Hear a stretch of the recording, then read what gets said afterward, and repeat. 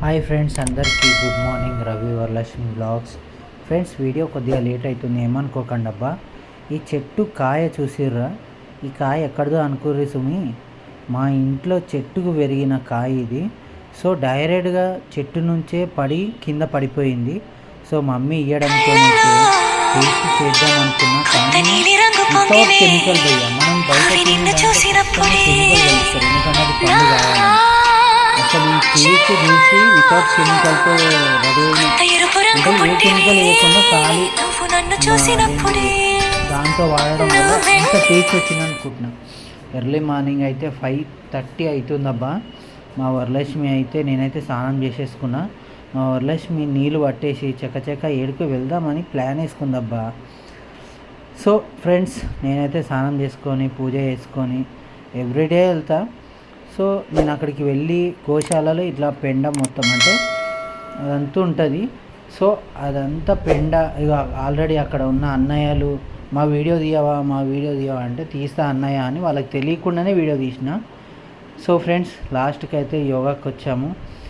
అక్కడ మొత్తం క్లియర్ అయిన తర్వాత ఇప్పుడు వజ్రాసనం ధ్యానంలో ఉండి, ఆ తర్వాత కొద్దిగా అంటే ఈరోజు మ్యాక్సిమం మా గురువుగారు చేతుల్లో బి బ్రెయిన్ ఉంటుంది, అరికాలలో బి మనకి ఇప్పుడు చేతుల్లో అయినా కాళ్ళలో అయినా ఎక్కడైనా పెయిన్ ఎక్కువ అయితే దాని గురించి అయితే రేపు చెప్తాను. రేపు వీడియోనే చూపిస్తాను, ఓకేనా భయ్య. ఇంకా ఇంటికి వెళ్తున్నాను. ఇంటికి వెళ్ళి నేను మ్యాట్ పెట్టి గుడికి వెళ్ళి అక్కడ ఉన్న శివయ్యకి ఇలా అలంకరణ అయితే చేసిర్రు. నేను తర్వాత మా ఏడుకొండల స్వామిని అయితే దర్శనం అయితే చేసుకున్నాను ఫ్రెండ్స్. సో ఇక్కడ పక్కన ఉన్న ప్రతి శనివారం ఖచ్చితంగా శ్రీ ఏడుకొండల స్వామి దగ్గర అది అన్నదానం జరుగుతుంది. సో నాకు ఎక్కడైతే నేను వర్క్ చేశానో అక్కడ శ్రీ సత్యనారాయణ స్వామి కథ జరుగుతుంది అంటే అక్కడ పోయి ఒక నారియాలు ఇచ్చేసి రిటర్న్ అయినాను. మళ్ళా రాత్రికి వెళ్ళి ప్రసాదం తీసుకొని, తీర్థం అయితే దొరకలేదండి, ప్రసాదం దొరికింది. చాలు ఆయన దయ. రెడ్ మీద సిల్వర్ అయితే చాలా బాగుంది భయ్య.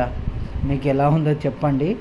ఇది ఇలా వర్క్ చేయడం వల్ల, వాళ్ళ దయ వల్ల ఆ ఏడుకొండల ప్రసాదం అయితే దొరికింది. హాయ్ ఫ్రెండ్స్, అందరికీ గుడ్ ఈవినింగ్. ఫ్రెండ్స్, ఏదో చెప్పాలనుకున్నా కదా, మర్చిపోయినా. నాకు రోజు రోజుకి విపరీతంగా ఏడుపు అనేది కనిపిస్తుంది.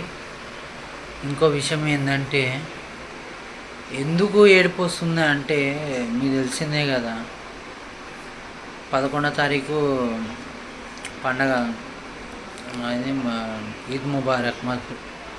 కానీ గోమాతల నాడ, అక్కడ గోమాత అంటే అందరు ఏమంటారు అంటే అది ఆవు కాదు ఎద్దు అని అంటారు. ఆవు అయితే ఏంది, ఎద్దు అయితే ఏంది, గోవే కదా, ఆవే కదా.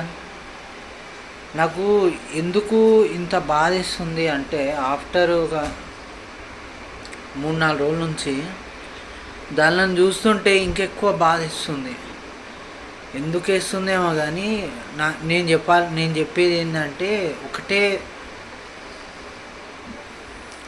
ఒకటే ఏంటంటే చెప్పలేకపోతున్నాం భయ్య. అంటే ఒక అమ్మ ఇప్పుడు సాధారణంగా మనుషుల జీవితమే చెప్తుంది చూడండి. సాధారణంగా కడుపుతో ఉంటే ఆ కడుపు అమ్మ దగ్గరికి వెళ్ళి, ఆ నుంచి డెలివరీకి వెళ్ళి ఆపరేషన్ డాక్టర్ అవన్నీ చూస్తారు కదా. కానీ ఒక గోమాతకు మాత్రం అది ఏది ఉండదు బడిగా. ఎప్పుడు డెలివరీ అవుతుందో తెలియదు, ఒక్క నరకం చూస్తుంది. ఆ నరకం నేను లైవ్లో చూసిన. మనమన్నా చేయలేని పరిస్థితిలో ఉంటుంది, భయం అవుతూ ఉంటుంది. కానీ అమ్మ కానికే ఆ గోమాత ఎంత కష్టపడుతుంది. కానీ చంపేటప్పుడు మాత్రం అంతకంత బాధ అనుభవించుకుంటూ చనిపోతుంది. ఇప్పుడు ఎవరికి కనిపిస్తలేరేమో, ఏది ధర్మం అని కనిపిస్తలేదేమో. నాకు ఒకవేళ కొత్త గవర్నమెంట్ ఇట్లా వచ్చిందంటే ఏమని రావాలంటే, గో హత్య చేయనికి ఎవ్వరికి రూల్ లేదు, తన ఎవ్వరికి రూల్ లేకోకుండా అలాంటి ఒక గవర్నమెంట్ ఫామ్ చేస్తే బాగుండు అని అనిపిస్తుంది. ఎన్నాళ్ళు దానిని చూస్తుంటే చిన్న చిన్న పిల్లలు ఉన్నాయి భయ్య. పెద్దోళ్ళు అంటే మనకు పెద్ద అసలు ఏడుపు వచ్చేస్తుంది నిజంగా చెప్తున్నా హార్ట్ఫుల్గా. ఎందుకంటే దాని కష్టం నేను చూసిన, దాని డెలివరీ టైంలో నేను చూసిన. ఎందుకంటే గోశాలలో ఈ మధ్య సేవ చేస్తున్నా, ఆ కష్టం చూసిన నేను. కానీ అది అలా దాన్ని అలా కోస్తుంటే 11వ తారీఖు పండగ ఉంది వాళ్ళకి. సరే దాని బదులు మేకను కోసినాం బాధలేదు, కానీ అమ్మనే కదా, గోవు అంటేనే అమ్మ. ఇంకేం చెప్పాలి ఇప్పుడు. నాకైతే ఈ 2-3 రోజులు దానిని చూసుకుంటూ పనికి పోతున్నా, చూసుకుంటూ వస్తున్నా కదా, అబ్బా దీనిని ఆపేవాడే లేడా అని అనిపించింది. నిజం చెప్తున్నా, చాలా బాధేస్తుంది. ఆ బాధ కళ్ళలో ఏడుపు వచ్చేస్తుంది, ఏం చేయలేకపోతున్నానే నేను అని. సో ఇది అందరి వల్ల తప్పైంది లేదు, ఇది మా ఒక్కరి వల్ల కాదు. సో నేను అంత పెద్దవాడిని అయితే కాదు, కానీ ఇది గవర్నమెంట్ వరకు వెళ్తే బాగుండు అని అనిపిస్తుంది. అసలు గోవుని చంపే అర్హత ఎవరికి లేదని ఒక రూల్ వస్తే బాగుండు అని నా ఒపీనియను. కానీ ఇంకొక 2 రోజులు ఉంది, అది తింటూనే ఉంది. దాన్ని చూస్తూ దాని ముంగట నిలబడితే పట్టుకొని ఏడ్చేస్తానేమో అని అంత బాధ అనేది ఎక్కువగా ఉంది. కానీ ఏం చేద్దాం, దాన్ని ఆపలేము, దాని చావుని ఆపలేము.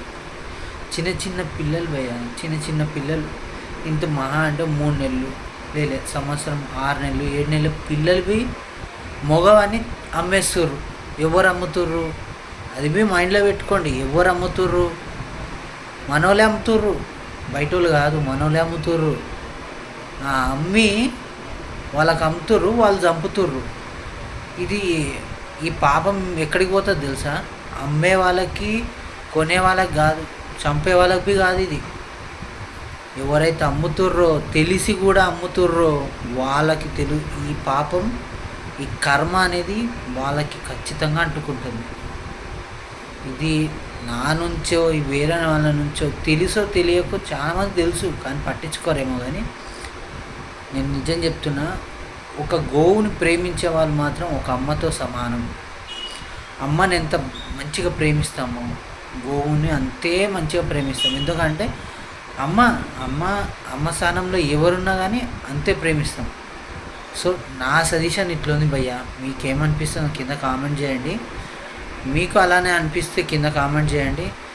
పోనా నీ సోది ఎవరు వింటారు అని అంటే ఏం చేయలేము. కానీ నాలో ఉన్న బాధ మీతో షేర్ చేసుకుంటున్నా అంతే. ఇక్కడ ఎవరిని ఉద్దేశించి ఎవరితోని ఏది అనుకోకుండా నాలో ఉన్న బాధని నేను చెప్తున్నాను అంతే. రోజు చూస్తున్నాను ఆ బాధ. ఉండలేక ఎప్పుడు రేపైతే ఇంకెక్కువ ఏడుస్తానేమో. ఎందుకంటే నెక్స్ట్ డే అవి ఉంటాయో ఉండవో భయ్య, అంత ఏడుపు వస్తుంది నాకు. నిజంగా చెప్తున్నా, నిజంగా అంటే నిజంగా. ఇప్పటికైనా మారండి, అమ్మకండి. ఉన్న రోజులు బతుకుతూ ఉంటే బతికి ఉంటాయేమో, కానీ అమ్మకండి. సరే భయ్య, బోర్ అనిపించచ్చు. ఉంటా, బాయ్. కొద్దిగా వీడియో అనేది లేట్ అయిపోతుంది. ఇటు సైడ్ అంతా హెడేక్ అవుతుంది, బాగా విపరీతంగా హెడేక్ అవుతుంది. అది ఆలోచించడం వల్ల ఇంకెక్కువ హెడేక్ వస్తుంది. సో దానివల్ల వీడియో అనేది కొద్దిగా లేట్ అయింది. సారీ, ఏమనుకోకండి నా ఫ్రెండ్స్, నా సబ్స్క్రైబర్స్. ఈ బాధ అందరికీ అర్థమవుతుంది. నా బాధ అందరికీ అర్థమవుతుందా లేకపోతే నా ఒక్కడికే అవుతుందా అనేది కింద కామెంట్ చేయండి భయ్య, అంతే.